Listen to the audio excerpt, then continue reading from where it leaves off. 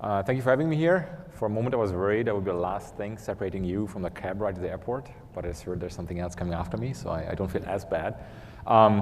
Since I didn't know that though when I made the slides, I'm going to try to make this fairly light, and also I very much welcome questions, so I'm going to give some videos and demos. I promise I'm going to try to make this as little boring as possible. So what I want to talk about today is I want to pop up a level on the stack and talk a little bit about WebRTC in the context of other things. And as you heard in the introduction, I'm responsible at Mozilla for mobile. And WebRTC is a very key part of our mobile strategy, and that's really one of the things I want to talk about. So WebRTC is very critical for a few very obvious things, like voice communication and video communication. But actually, you see a lot of very critical things in WebRTC for the larger evolution of the web platform. And that's what I'm going to spend today some time talking about. First, I'm going to tell you a little bit about Mozilla for those of you who don't know who we are. We are somewhat of an unusual organization. Mozilla was born out of the ashes of Netscape. Who remembers Netscape here? I'm glad they're not totally forgotten yet. So Netscape was an interesting organization. They basically productized the first web browser.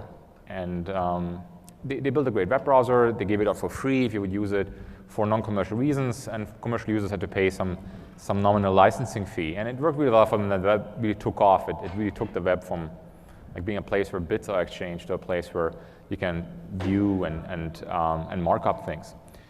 What happened to Netscape is that at some point Microsoft entered the game, and Essence did the same thing Netscape did with a little twist. So Microsoft started using their Windows platform and started adding a browser to that, and they would give it for you for free. The main difference was that it would be for free for you as well if you're a commercial user. That was not very good for Netscape's business model, and the rest is history. As Netscape was declining and dying, they created the Mozilla Foundation. And this is kind of like the publicly well understood part of history, that Netscape couldn't compete with Microsoft on making a web browser, and 98% of the web became an IE6 web. What's I think less understood is why Netscape was not really able to compete with Microsoft. There's a couple of components, and one of the components is for sure is that it's very hard to compete with Microsoft in their business model, which is making proprietary software. So one of the key things about Mozilla is that we don't make proprietary software, we make open source software. So this was really one of the founding realizations of Netscape, and they created the Mozilla Foundation, is that you can't compete with Microsoft the way they do software, so let's do it in a very different way. Let's do it open source, let's do an open source project. Let's try to get contributors collaboratively together to build software. But the second realization that was actually even more important is that there was a second reason why Netscape had never a chance to really build something that competed with Internet Explorer back then. And the reason for that is that the web of back then was not based on open standards. It was based on all sorts of technologies as Microsoft kind of threw in there, famously ActiveX amongst others. And if you get to the point where you suddenly have something that's not open technology, then there's simply no way to build it. Nobody except Microsoft back then could build ActiveX, since nobody knew how it works. So this led to the creation of the Mozilla Foundation, and around the time of creation of the Mozilla Foundation and today, a couple of things have changed, but what have stayed the same is very much the core charge that this organization has. And it derives from these two observations, is that you have to do it open source, and you have to ensure there are open standards if you want to compete, and if you want to be able to implement on a fair level playing field. So we are driven by this desire to create choice and innovation through open standards and implementation thereof. And today we have a fairly significant market share. We're the number one browser in Europe. And there's a couple things that took us here, and I want to talk about that briefly. First of all, who remembers the web around 2002? Like, who has used IE6? What is the main thing you remember about that? It sucked, exactly. It totally sucked. And there's a couple of reasons for that. It was not an accident. And I will talk about it in a moment, why it sucked.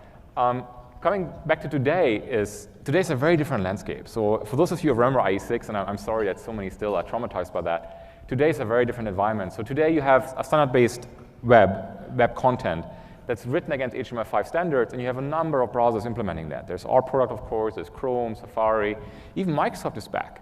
And they are making a browser that's not as terrible as IE6. Opera sort of kind of was around for a while. They're somewhat coming out of the browser game, so at this point, Opera has that little like asterisk on the Chrome symbol there. But anyway, you have choice. And this is actually one of the key things that we are after. We want you to have choice. So I don't really care as much, strategically speaking, which of those things you use. What's strategically important for us is that you have a choice which ones you want to use. And the key ingredients for that are open standards, and then everyone can go and implement them and compete over them. And this leads to a pretty interesting environment. So the result of this really is that we started at a point where people competed over who can throw the most proprietary technology into the browser, and Microsoft won because they have the most proprietary technology. They could throw in ActiveX, which basically means I'm going to throw the Windows 32 API set into your web stack, and nobody else could compete with that. So today we are in a world where all these different browsers are implementing the same standards, and you get to choose what you use. When you want to go to Amazon.com, you can choose any browser you want. It's going to look the same. It's going to work the same. So how did we get here? Well, interoperable standards are really the key that created that. We are today in an environment where authors are writing against those standards, and that makes the content portable between all these different platforms or platform implementations. But it also creates something else that's very interesting. You see a little graph here, and the numbers are not important. All that's important for you to see is that there's a line that's going down, and there's like lines that are much lower that are straight. And the second fact I'm going to tell you is that if you're high up on a scale, that's bad. It means my boss is not happy with me, and the lines at the bottom are our competitors. So we launched something. This is JavaScript performance actually here, and someone came out with a new benchmark. This was the Chrome V8 benchmark. So actually what Google did, they built a new JavaScript engine, and then they built a benchmark to go along with that. And they launched that, and they were really slow at the moment they launched. So what we ended up doing, this is August 3, I think, when that particular event happened. And this is very bad in marketing terms when the press starts reporting, oh my God, Mozilla is like 3 times slower than Chrome on something. So the right scale of the graph is October 8.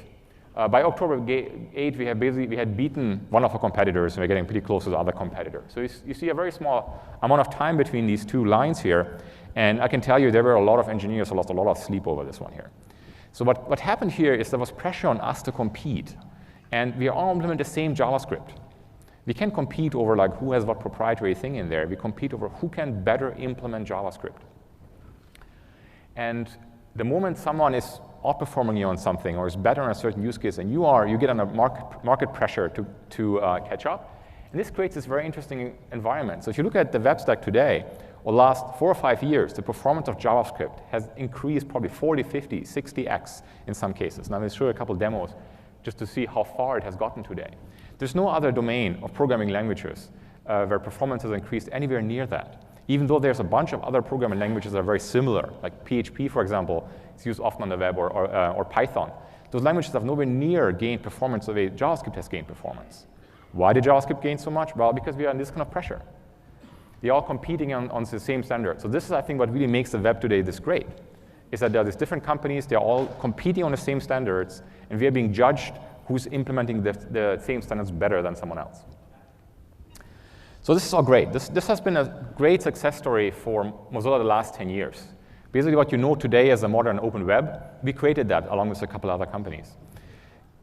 The problem we started facing a couple years ago is that these machines where we built all of this on, they're just not as hip anymore. Like, desktops are still around, they will be around for a while, but if you look at the stock course of some companies that make this kind of hardware, you will see quickly that most people believe that the age of these machines is kind of coming to a close, and then everything is going to a different world. And that, of course, affects us quite a bit. And everything really is going to mobile. So it doesn't matter what you do with your device. You do it on the go somewhere. You want to take it with you. You want to take the network with you. And that, of course, has some pretty profound implications for us. Look at the landscape of mobile today and compare that with the slide I showed you earlier about the web and all the different choices you have. In mobile, it's a very different environment. So you don't have this open standard that everyone's writing their content against. And then you have different implementations, and you can choose which one you like, and there's competition. You have a completely opposite world here. So everything started really with the Apple or iOS silo. Apple created a new little universe. They created Apple services, an Apple platform, Apple languages. So you have to write stuff in like Objective-C and Cocoa, and they have their own little like ad ecosystem and an Apple store. You have to pay a highway tax if you want to put something in there, and it's completely closed. There's a single company, a single commercial entity decides whether you can be on that platform or not. So if you all start making WebRTC stuff, and at some point Apple decides that, this is kind of too close to FaceTime, It's their fair decision whether that's okay or not. So this kind of closed silo is vastly different from the open web. If any of you wants to deploy their services or ideas to customers, you put it up on a server. That's it. There's no approval needed. There's nobody's rules you have to satisfy. This is a completely closed system. Then eventually, of course, Google came along and said, no worries, we're going to save you from Apple, and created Android. And Android in the end turned into exactly the same silo. You have the Android language, Dalvik. You have a Google platform, Google services that you must use. If you want to ship these devices, you have the Google Store. You have to pay Google instead of Apple. And Google Ads and monetization and so on. So in essence, they have rebuilt more or less what iOS did. They like to call themselves open. I like to use the term available source, not really open source, because for Mozilla, open source means that we build stuff in the open. So everything I'm showing you right now, for example, you can find somewhere as you're building it. Android works a little bit different. They kind of build something internally and then kind of throw it over the fence when the source is visible after the fact. But in the end, it's really Google who's in control of this platform. Whatever features Android has in the future, Google decides that. It's not really an open system. This was one of the key things that are built into Mozilla's DNA, is that we are way too small of an entity to really compete with a company the size of Google. You've seen in the earlier slide, we have around 1,000 people or so that are employed by Mozilla. We have thousands of people who are contributors who are helping us build stuff. So many of the things you're going to see today, others have helped us build. We would be otherwise way too small to compete with Google. So for us, it's just a forcing function. We have to be very open about stuff we build. Then eventually Microsoft came around and did Windows Phone 7 or 8, which is kind of roughly the same thing, just this exchange the Google label for the Microsoft label. Now, if you're not one of these three silo holders, basically you're really locked out of this. If you're a user, you're locked into these platforms the moment you buy them. So if you buy an iPhone, you buy some content on it, you're stuck with that. It's Apple's content ecosystem. You cannot take it anywhere. The device makers actually are also really suffering from this. Since they are not owning the silo either and they're not setting the rules, Google, for example, the last couple of years has started climbing down on like what kind of things can you do as a device maker to Android and still like sell an Android device. And they have gotten to the point now where pretty much you can change the color of the plastic and maybe like the size of the screen, and that's kind of roughly it. And it's very hard for them to make differentiated devices, and they're also kind of locked out of the future evolution of the platform. And then same for operators, of course. Just ask anyone in the store, anyone on the street, what kind of phone they have. They're going to tell you they have an iOS phone or an Apple phone. They're not going to tell you have an AT&T phone. And then, of course, developers are the same thing, right? I have to develop for iOS and Android and Windows Phone, and I have to do my stuff all over. And if I don't like the terms of the Apple Store, then I don't like the terms of the Apple Store. I don't have any alternatives. So a vastly different evolution of what happened. So the question, of course, is for us, and this is pretty much my job description, is how do we get away from this world? And to answer that question is really for me going back and understanding how did we get into this world. And really, I think the first part is pretty easy to understand. We have done over the last 10 years a certain iteration. We propose new technology, we try to standardize it, we work with others to ensure that there's some standards process behind it, then we implement it, and we try to offer better, freer alternatives to proprietary technology, and that gets adopted, and then over time, we can preempt proprietary systems. So if you look at the last 10 years, basically today, Windows is the bootloader for your desktop computer until you go into the browser. And most of your digital life, really, you live in the browser and not in Windows anymore. And the same should actually work very well for mobile, right? And all we have to do is make sure that the technology is competitive, and that you can do the same things with the web on a mobile device as you can do on the desktop. Now, this takes us about 2 years back when we started Firefox Os, which is actually or Mozilla's approach at solving this dilemma from a technical perspective. We looked basically 2 years ago, we sat down and tried to understand why is mobile in such a different spot? Why do you have these silos, these closed ecosystems? Why is the web not successful on mobile? 2 years ago, basically, we came up with this list of things. We think that these are the key things of your device. These are the key capabilities of your mobile device. And those are the things that make it different from a desktop computer, and those are the ones that you like to use. And it turns out 2 years ago, almost nothing of this you could do with the web. Like some of it you could do barely. I think gestures sort of kind of worked a little bit. Everything else you couldn't do with the web stack.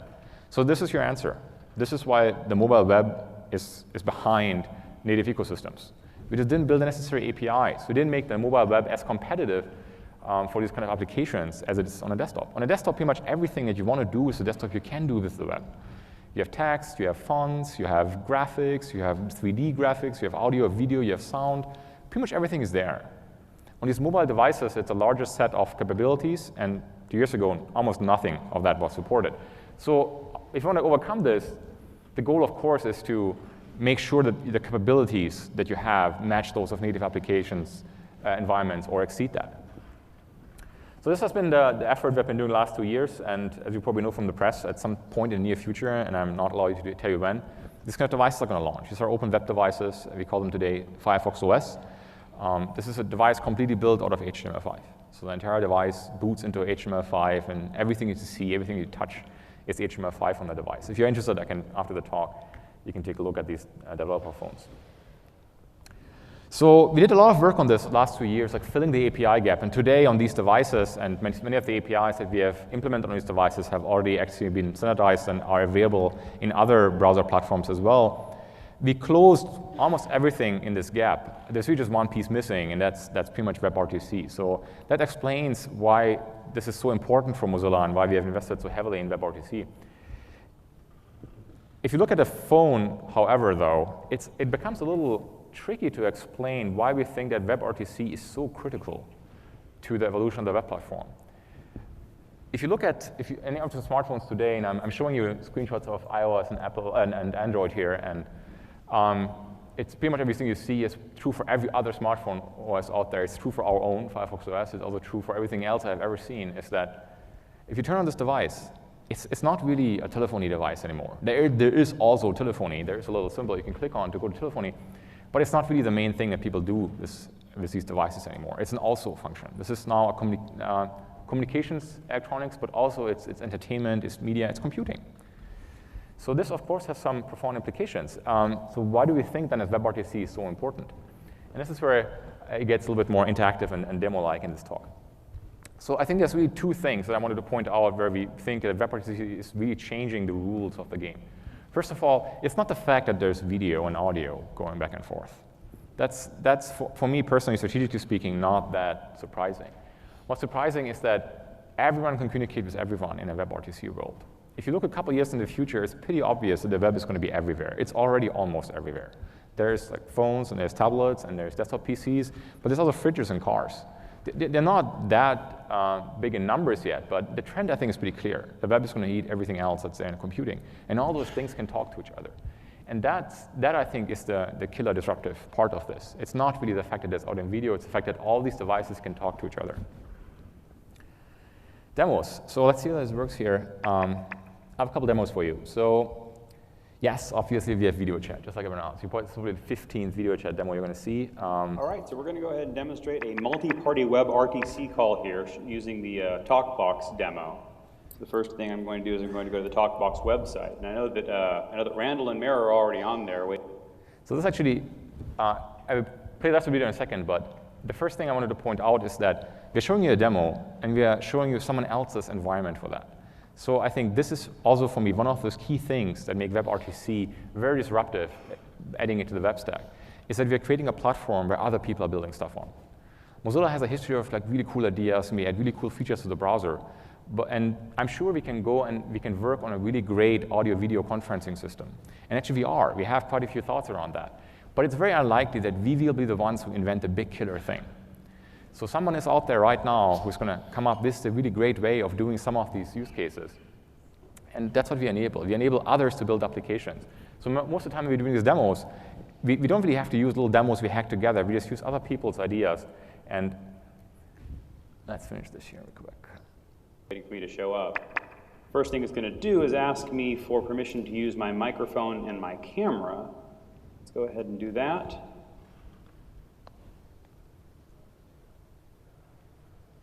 Hey, Adam, how are you? Hi, how are you doing?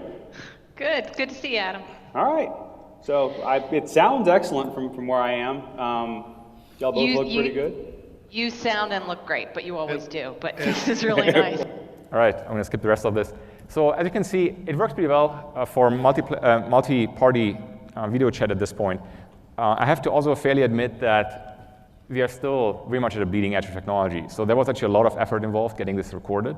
And we had to get some help from the vendor because right before we were trying to record this, it broke on us, so they had some code that was incompatible with some changes we did. So this is all still very shaky, but I think the direction is very clear where this is headed.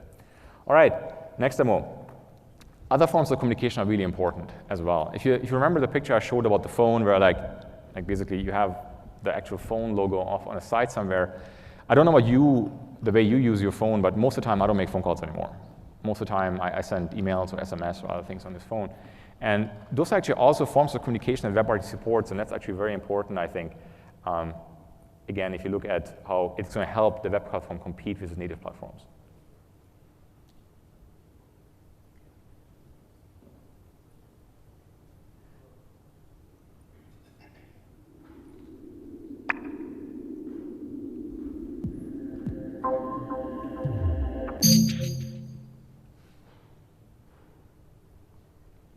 So what you see here is Banana Bread. This is an HTML5 and JavaScript game, or a game that runs on HTML5 and JavaScript. It's a multiplayer first-person shooter. And what actually runs through WebRTC here is not the obvious thing. It's not like this, not audio and video, what I wanted to point out. I wanted to point out to you two other things. You can see down here some of the chat communication happening. So this actually happens with peer connection and data exchange on that channel. And this is actually one of the things I'm very excited about for WebRTC is that it offers the ability to exchange other things than video and audio. And that's often forgotten, actually, as we talk about WebRTC. And it will make it possible to really scale these kind of games in a very different way and make them interoperable. So this game actually runs with an engine behind it called asn.js and mscript. And those are tools that allow you to take today's game engines that you see. All right, I'm going to stop there for a second there. So this is actually Eric and Adam here. I think Eric just asked Adam whether he had to review his patch, and Adam said no, and that's what the consequence you can see on the screen. So it's an important lesson, always review Eric's patches. What really matters here is that we can create these communication platforms that are based on an open standard like WebRTC, and that's going to create an entirely new generation of interoperability. So this game actually uses WebRTC underneath it to exchange the data, the chatting, and the actual multiplayer movements. And we're working right now with a number of game companies to use WebRTC as the foundation of the data exchange of these multiplayer games. And these are not just, we're not talking about demos here, some sort of small-scale demos. This technology actually is pretty mature, and we started shipping this in our latest version of Firefox. And the way the technology is set up, actually, it works faster in Firefox right now until explicit support for asn.js comes to Chrome and other browsers as well. But actually, it works already everywhere. And the way we see this going in the future is that basically game companies can use the fact that that JavaScript is so powerful today that you can target these existing game engines to the web, and then you add WebRTC as a platform that can exchange all the communication needs of these applications, and you get something that's really powerful. So everything that you see here, this runs in Firefox nightly, or a developer build of Firefox, and this is complete HTML5 and JavaScript. So the 3D animation is WebGL, and this is a game engine, the Unreal game engine. It's more like 1 million lines of code that are compiled to JavaScript using a tool that's called mscript. And asn.js is a piece of technology that allows us to target a subset of JavaScript that is easier to optimize. I'm going to skip ahead a little bit here for timing reasons. So this game actually is already playable. If you want to go and Google for this, for Mozilla and Unreal, you can find a playable demo of this. And basically, it feels like a native game at this point.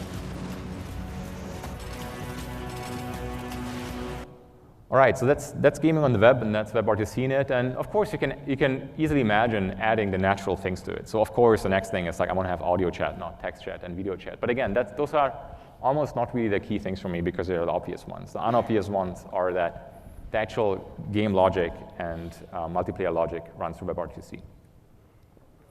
All right, what about mobile? So a funny story behind this one here. I got this video like literally 15 minutes before my talk.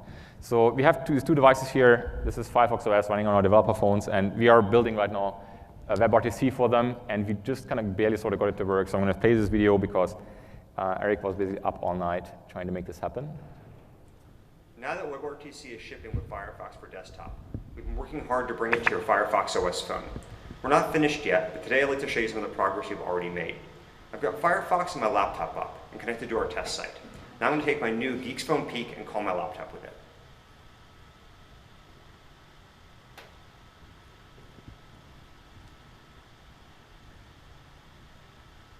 Now you can see me twice, once through the laptop camera and once through the camera on my phone via WebRTC. Hi. Now let's see how things look on the phone.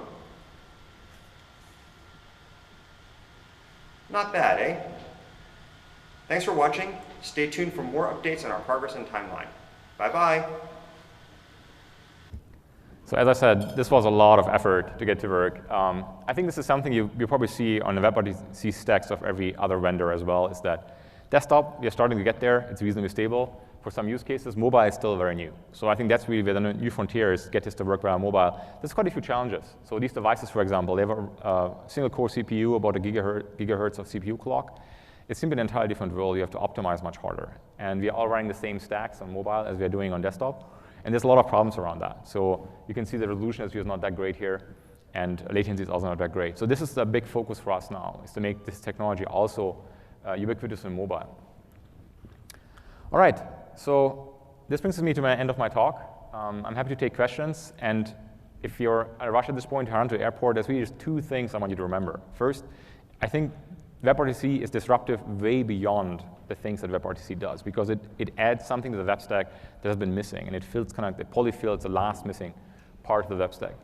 And second, don't forget the unobvious use cases of WebRTC. So some of the things that most people don't think about when they think about WebRTC are actually some of the things that are the most exciting, I think, looking forward at the kind of applications that WebRTC is going to enable. All right, thank you very much.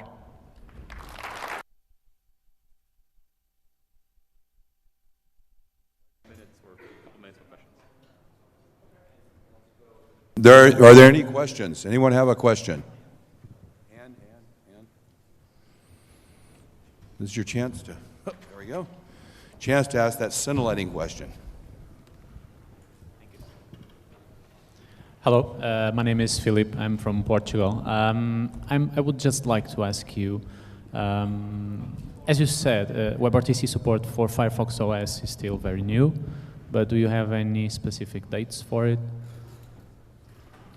So it's not just Firefox OS, actually.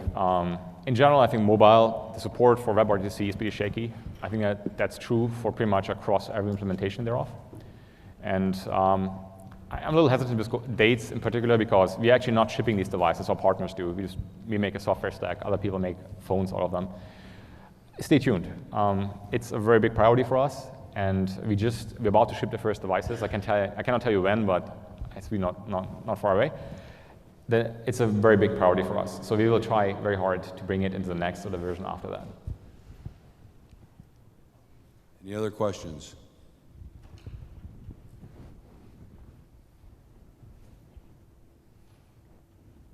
Everybody just want to know when they get to go home? Oh, there you go. You have to ask 2 more questions or you can't go home. Are you considering using the open standards to help manufacturers build specific devices for specific use cases beyond just the general consumer use case? So that's actually a very interesting question, and it kind of goes back a little bit to the history of the project. When we actually started this, our first thinking was, let's do tablets, because tablets are actually, from the use case, a little bit in between desktop and your mobile phone use case. You can consume web content on a tablet a little bit more naturally. Web content has to change somewhat to be consumable on mobile. A tablet has enough real estate that it kind of works for desktop as well. We ended up making phones because that's where right now all the volume is. So if you're trying to make many of these devices and establish a new ecosystem, you can't really ignore the phone market. But our open source nature and the way we go about this very much enables that. So if you look around a little bit in the press, you will see that there's a number of manufacturers who have shown concept designs based on Firefox OS in various different ways. Everything from like an ATM to a factory automation to something that lives in a car to something that lives on a tablet. So for us, really, the web has no boundaries, and it will eventually encroach in all other areas of technology. Right now, the big hype is around phones. I think the next big one is going to be tablets, and I don't know what's after that, but I think you will see this kind of spread out over the industry. And the key differentiator for us really is that I'm not here to tell you today that Firefox OS is taking over the world. I'm here to tell you today that mobile HTML5 is. So for us, actually, there's multiple ways to win here. We would prefer if we can ship many of these devices with our partners, since it gives us the most direct influence on the open standards behind these devices. But in the end, that's not really what Mozilla's goal is. Mozilla's goal is to push HTML5 into the mobile space and make it as competitive there and as ubiquitous as it's on desktop. Jan Siemer, Cisco. I have a question around the release cycles that we've seen on the desktop, where we basically in a way felt that we had almost daily updates to the browser, and especially with mobiles being used for ages on time. How do you see the danger of possibly breaking stuff by innovation? Yeah. So that's actually a problem we have thought about a lot as well, and it's something we completely agree with you. It's a really big problem. If you look at mobile devices like Android, for example, there's some sort of agreement between Google and the OEMs that they have to usually do 1 or 2 updates. These updates are usually spaced out over a long period of time, and the built-in browser often only updates with the entire core OS. This might change in the future, but at least for today's like hundreds of millions of devices, it's true, and it's the same as iOS. This creates exactly the scenario you described. So today, a large volume of Android phones under 2.2 and 2.3 with a browser that's several years out of date. It's really bad for on the feature side, so none of that has WebRTC, for example, but it's also really bad on the security side. So we have kind of a dual strategy there. So on Firefox OS, we try to, from the beginning, have a different approach to it. We have actually a very fine-grained update model where the bottom part of the stack, the device drivers, can be updated separately from the web stack, which can be updated separately from the apps running on top of it. So OEMs have the ability at much lower risk and amount of data to exchange pieces of the stack as they go along. So you will see a much better update story in Firefox OS than you see in existing systems. For us, actually, it's mostly driven from a security perspective. People associate certain brand expectations with Mozilla and Firefox. You expect that your browser is safe and secure. And on desktop, within days of a vulnerability known, we will provide you an update. On smartphones, it's like, within months, you may or may not get an update. So we're trying to match what desktop standard is on mobile as well. There's complications, there's OEMs in between and other things, but in general, the trend is the same. For the existing systems, we can make simply browsers that are separate of the OS, and I think that's what you're seeing happening. So for Android, we have, for example, Firefox for Android, and that's up to date, and it is on a 6 weeks release cycle as a desktop product. And if you're looking for a web engine that's more up to date than what's on the device, then that's a choice for you. And there's actually also other browsers that are offered separately of the core browsers on the device, and I think that's probably the only way forward on existing platforms. Hi, I have a question related to the codecs. I'm wondering for the Firefox OS, currently is H.264. Yeah. And with the WebRTC enabled Firefox OS, are you planning to support VPH and H.264? Yeah, I figured I would not survive this panel with at least one person for asking about H.264. So H.264 is, as you all know, a pretty hotly contested topic. And it's particularly tricky on mobile, actually. The demos you have seen here, they're all using VP8, obviously. And this is one of the reasons that performance is pretty difficult on these devices. They have a very slow CPU. On a desktop, you don't really notice this. The codecs are fast enough to keep up with the network bandwidth, so you can do like 3 or 4 party chat, and it's not really a big deal on the desktop side. On mobile, it's an entirely different problem, since these devices are underpowered comparatively. Unfortunately, H.264 is not a good answer there either for most existing devices, because H.264 encoding actually is also not available on existing devices today, or at least on most of them. So I think we have to see how this develops going forward. We need more or less hardware encoding in these devices to really have the kind of high-quality video chat that people expect. And that, I think, is a key factor to watch for. So for me personally, this is less about what the specific codec is. Obviously, we prefer open codecs for all the downsides of proprietary ones, but really the key point is how can we get this in hardware, or how can we get some sort of hardware acceleration for the codec that is being used. So you're planning to use the platform-supported hardware codec, right? For our video playback already today, that's what we're doing. So on these mobile devices, they usually have an H.264 playback capability. And we use that, for example, to playback H.264 video content that's out on the web. As someone already mentions, most of the content on the web today is H.264. For WebRTC, it doesn't make as big of a difference, because the key problem is the encoder path. And the encoder path right now on pretty much every device you can buy is software. So it doesn't matter. It doesn't matter which one you choose. It's going to be too slow in both cases. So I think the key problem we need to solve is to make sure that there's hardware encoding on these devices. Thank you. Thank you.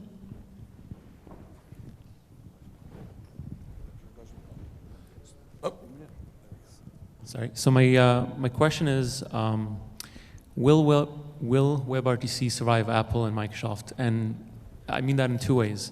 First of all, standardization is a very slow and ongoing process. Microsoft and Apple could potentially outmaneuver WebRTC and come out with their own standard quicker. They have a very large user base that they could, throw against WebRTC. So on one hand, there's that. On the other hand, can WebRTC succeed if, the spec comes out, you implemented Google and Firefox, but Apple and Microsoft don't? And so you have a very segmented, or you basically have a lot of users left out. Can the technology succeed, or in spite of that? Thanks. So Apple and Microsoft in WebRTC are really an interesting question. And I'm going to focus my answer mostly on Microsoft and on Apple, and I will explain to you towards the end why. All the needling of Microsoft aside in my slides, they actually changed quite a bit over the last couple of years. So if you look at IE today, it's actually a pretty decent browser. And Microsoft has fully embraced open standards. They go to great lengths to make sure that they implement clean standards. They're even at the point where they're helping others to implement standards. Like recently, Microsoft submitted a patch to Firefox to improve our touch handling of certain touch events, because we were not exactly following the spec. So that's like, you can look it up on Twitter. I tweeted about that. That's the first time I've seen it in my lifetime, at least. So Microsoft today is, I think, a little bit different than the Microsoft yesterday, and not out of the goodness of their heart. I think what was really happening is the other way around. So you were asking whether like WebRTC can survive Microsoft. I think Microsoft was facing the problem like, can we survive the web? And they came to the conclusion, we have to like go along, we are the underdog now, we have to follow open standards. And you can see this, and Microsoft is embracing technologies I would have never thought they embraced left and right. As an example, WebGL. IE 11 is going to ship with WebGL. Microsoft hates OpenGL. Like there's books were written about how much they hate that. And there's like basically a programmer's lifetime of hatred towards that standard. And here is Microsoft implementing WebGL. And they have, beyond like the politics behind it, there's also a lot of technical good reasons why Microsoft is concerned about it. Yet, it's going to ship. So I think Microsoft at this point, instead of being able to speak for them though, just observing what they are doing, I think Microsoft is trying to implement open standards and will probably try to influence them. And they are very present in many standards bodies, including JavaScript, for example. But I think as long as we can reach consensus on the technology, I have no indication to believe that Microsoft would act any different on WebRTC as they did with WebGL, like begrudgingly go and implement what has to be done to make a product that interoperates with everything else that consumes web content. Now, the reason I choose Microsoft for the answer, not Apple, is if you look at Apple's traditional approach, what kind of market segment they're going after, like right now, amongst us, iPhones are really popular. If you go into the markets where we are selling Firefox OS, for example, like you go to Brazil or Eastern Europe, almost nobody has an iPhone. So at worldwide speaking, right now, but also worldwide over time, as the markets equalize a little bit, Apple is the top 1, 2, 3, 5%. It's really relevant to you and me, but like, it doesn't really matter the rest of the world. So if you give it enough time, I'm not so concerned about Apple. I would be more concerned about like Microsoft en masse. Does that make sense? Last question. Andreas, you used the term when the lady asked about H.264, and I would throw in AAC and MP3. You used the term proprietary. Those are very open codecs, wouldn't you agree? Are you mixing up proprietary, open, and royalty-free? And so this is, I guess, about term definition. So my definition of open is that you can implement it on your own, you know how to implement it, and you don't have to pay anyone if you want to implement it. That's my definition of open. And proprietary is for me, like, if any of these things fall short, if you are not able to implement it because you don't know how it works, or you're not allowed to implement it because someone's going to send you lawyers if you do, and you don't pay them, that's for me proprietary. And that's exactly, I think, the debate is today, is that there's some old codecs that are really popular that are proprietary. And there's new codecs that are proposed that people think they're not proprietary. And I think, having talked to a lot of people in this space, it seems to me that everyone is in agreement we really like the non-proprietary ones. There is technical gap to close, as I mentioned. Like right now, really, from the user experience perspective, I think that's not really the key question. So the key question is, what does it take to get this stuff into hardware if you want to see it perform effectively on these devices? Thank you.